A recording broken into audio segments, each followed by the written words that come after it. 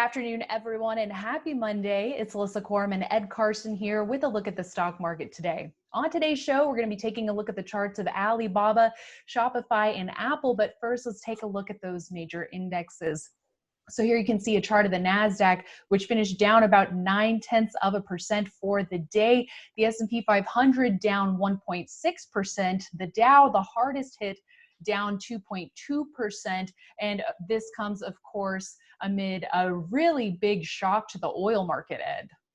Yeah, it was somebody who was on Twitter who is, one of that I follow, Anne Marie Trades, who's saying like the number of things that have happened over the last 3 or 4 weeks that I've never seen before has been amazing. And it's like she said it much more better than that, but it's just incredible. Oil fell to $37 negative. I mean, so if you bought a contract, you would have to pay somebody to deliver that. It's pretty crazy scenario. June crude is still trading like at $20 or so. That's falling. There's just no storage. There's literally no storage for any of this crude oil in the U.S. There's storage elsewhere around the world, but not in the U.S. And that's hitting the S&P and Dow more, a lot more energy stocks. The Nasdaq, which is more about growth stocks, that held on pretty well for most of the day. And, you can see it's still well above the 50-day and 200-day line. Yeah, that's right. And I'm just going to flip on over to the S&P 500 too, because if you look at the action here, retaking that 50-day line in Friday's session, but not able to hold on today. So of course, as always, we are keeping a close watch on all of these moving averages. That's right. And moving on, let's take a look at Alibaba, which tried to clear an alternate entry from a downward sloping trend line. And we are using these alternate entries more and more here, Ed. Yeah, I mean, the thing is, the whole point is about buy points is you're trying to find an area of resistance that, breaking through. And if it can do that, then that's a good sign, but you need it to break through. I mean, and this trend line can provide a way to early entry, maybe start a position and then maybe build it later if it cleared through the traditional buy point or formed a handle. I mean, in that situation, it hit resistance on Friday, got above it on today, but came back down as the market faded. But, Alibaba has been acting well, relative strength line doing fairly well. So it's definitely one to watch because this is the China internet stock that really has so much institutional support. There's others that have broken out, but to be honest, you're not sure as well. But Alibaba has a lot of the big top funds in it that might make you feel a little more comfortable despite concerns about accounting or other situations in China, but Alibaba does not. Yeah, exactly. So we'll keep tabs on it from here. It's been looking pretty strong as of late, so we'll have to see if it can clear that downward sloping trend line. And one stock that did do a really good job of clearing a downward sloping trend line is Shopify. And even though today it broke out to new highs with a gain of 6.8% and above average volume, technically putting it over a traditional buy point from a cut base, heading into today, we were already considering Shopify to be one of the names that was looking already extended.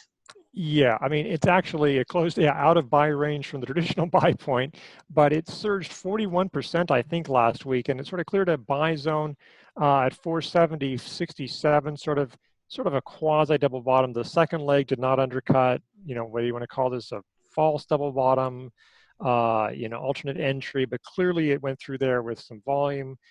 It would have been really nice if this could have formed a handle to take a little rest, but sometimes stocks are really hot. I mean, Shopify, when you think about it, retailers are having to move to e-commerce. Maybe there's hope that the economy won't completely collapse into nothingness, and that's a pretty good scenario that maybe there's a recovery and there's still a move towards e-commerce because Shopify has some tremendous growth in the past and probably going forward.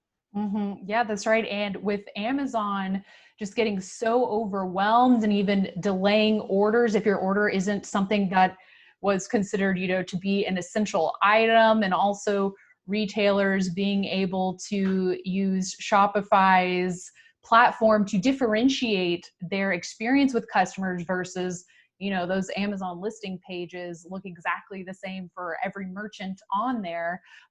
Definitely of interest, and we are keeping an eye on it as those forward-looking estimates for earnings for the following year look pretty compelling. Yeah. And last but not least, taking a look at Apple, it is trying to form a handle as it battles for support at that 50-day line. Yeah, it's not the worst thing in the world for it to undercut the 50-day line today or even close a little below it, because you know, you want to shake out some weak holders, and because this isn't the longest handle. The relative strength line a couple days ago, it had hit a record high. It's doing relatively well in that regard. Earnings, though, are in a couple of weeks. So I think it's April 30th. So that's an issue. I mean, if you bought this stock on a breakout, how much of a cushion would you have going into it?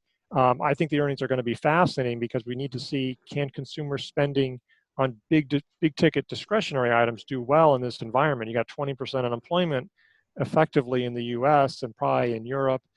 How much money are people going to spend if you're staying at home? You can't show off your new iPhone. I mean, I guess you can take pictures of your new iPhone and then send it to your friends, but you know, I mean, it's just a situation that we'll see. I mean, because there may still be very strong demand, but I think the Apple earnings are people are going to really be watching for that, and any kind of guidance, any kind of discussion about a 5G phone.